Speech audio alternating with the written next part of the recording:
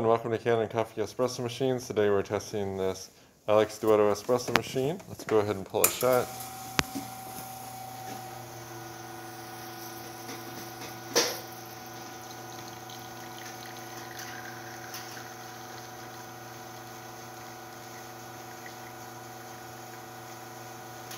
You can see we're at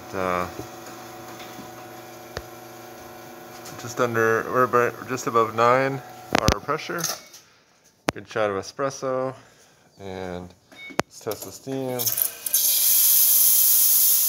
strong steam. It's important not to turn the steam knobs too far open or they'll start to catch. I found that out.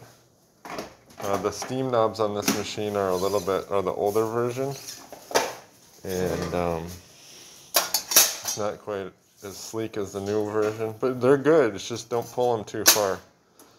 But they have a nice smooth action, but it's not very far. So the difference between open and closed is a short distance. And don't over tighten them either. Just until the liquid stops flowing, or just until the steam stops flowing. So thank you for playing with Cannon Coffee. Please look at videos below. If you'd like to see more videos like this, please subscribe to our channel. Thank you.